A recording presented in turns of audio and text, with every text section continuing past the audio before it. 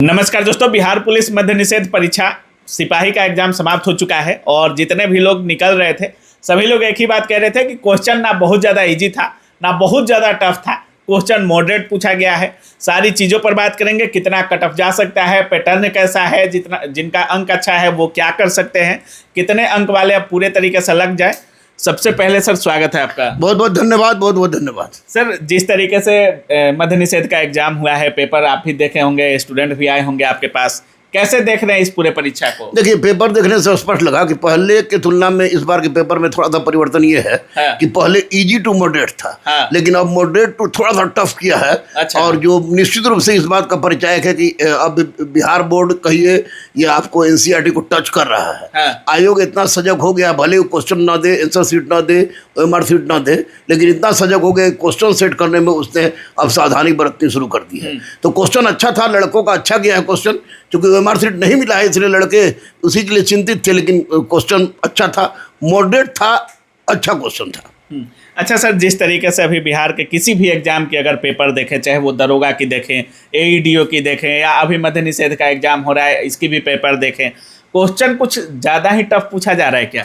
नहीं, क्वेश्चन ज़्यादा टफ नहीं पूछा जा रहा है। एक्चुअली में पहले का एक ट्रेंड बन गया था, खास करके टीचरों के द्वारा ट्रेंड बना दिया गया था कि लुसेंट पढ़ लो हो जाएगा, क्राउन पढ़ लो हो जाएगा, घटना चक्र पढ़ लो हो जाएगा, और जिसके कारण बस लड़के टेक्स्ट बुक और एनसीईआरटी से बिल्कुल दूर चले गए थे। तो यही कारण है कि अब टेक्स्ट बुक और एनसीईआरटी को टच करके पूछ रहा है, तो एनसीईआरटी और टेक्स्ट बुक को टच करके पूछ रहा है और लड़के उसको पढ़े नहीं है, तो वैसी परिस्थिति में टफ हो रहा है। वर्चुअली में क्वेश्चन उसी स्तर का रह रहा है, लेकिन टेक्स्ट बुक और एनसीईआरटी से ज़्यादा रह रहा है। अच्छा, अगर कट ऑफ की बात करें सर, जिस तरीके से एग्जाम हुआ है, कट ऑफ कितना जा सकता है इस पेपर की अगर बात करें? देखिए, जनरल में 72 से 75, 72 से 75 जिसका भी है वो ग्राउंड धर ले।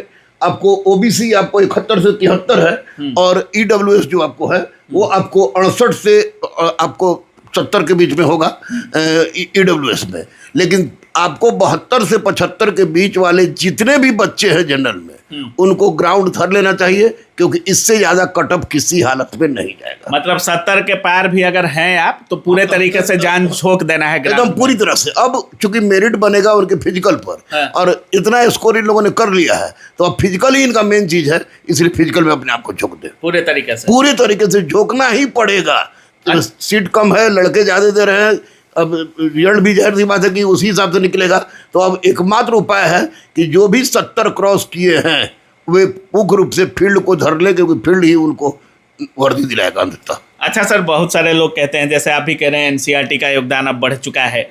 जो भी एग्जाम की तैयारी कर रहे हैं, क्या एनसीईआरटी पर पूरे तरीके से फोकस करना है? अब जो एनसीईआरटी नहीं पढ़ेगा उसका नहीं होगा। नहीं, पीटी मेंस हो भी जाए तो मेरिट में नहीं बनेगा। अच्छा सर, ट्रेनरों पर भी बहुत ज़्यादा सवाल इस समय उठ रहा है, क्योंकि अभी हाल ही में देखे होंगे आप, रिजल्ट विवाद भी हुआ। बहुत सारे लोग कह रहे थे कि ट्रेनरों का भी इसमें बहुत बड़ा योगदान है। ये लोग शुरुआत में ही पैसे वगैरह का डील करते हैं और स्टूडेंट को ले जाकर कोचिंग क्लासेज को दे देते हैं। इस पर क्या कुछ बोलना चाहेंगे? ट्रेनर 100% गलत है। ये प्रश्न उठ रहा है, ये गलत प्रश्न नहीं उठ रहा है। ट्रेनर 100% गलत है, और जब भी माननीय मुख्यमंत्री सम्राट चौधरी से हमारी भेंट होती है तो मैं सबसे पहले इन लोगों का पोल खोलूंगा, क्योंकि मास्टर की लड़ाई तो गलत है ही, लेकिन इन लोगों ने जिस तरह का हरकत किया है कि कोई भी स्टूडेंट जाता है उससे एडमिट कार्ड ले लेते हैं, उससे आधार कार्ड ले लेते हैं, किसी कोचिंग के द्वारा कहा था कि फ्री करा देंगे, और लास्ट में रिजल्ट होता है तो वो संबंधित कोचिंग से पैसा लेके जाके सामने खड़ा कर देते हैं। मेरे पास उदाहरण है यार, मेरे पास फोटो है, मेरे पास पूरा वीडियो रिकॉर्डिंग है। लेकिन अब तो ये सब उजागर हो रहा है, अब तो उनको सचेत रहने की जरूरत है। वो सचेत नहीं रहेंगे तो सरकार सचेत कर देगी। बिहार की सरकार अभी सम्राट की सरकार है, सचेत कर देगी, लेकिन सबसे ज़्यादा सचेत रहने की आवश्यकता है बच्चों को, क्योंकि बच्चे जान लें कि खरीद फरोख्त करने में मास्टर अगर हैं तो ये ट्रेनर दलाल का काम कर रहे हैं। अच्छा, निश्चित रूप से। चलिए, बहुत बहुत धन्यवाद। Thank you.